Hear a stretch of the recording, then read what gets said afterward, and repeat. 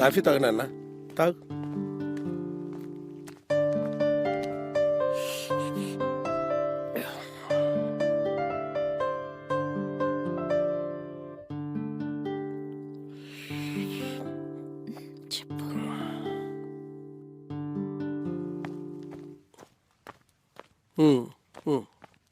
Uncle, నా పేరు అభిషేక్.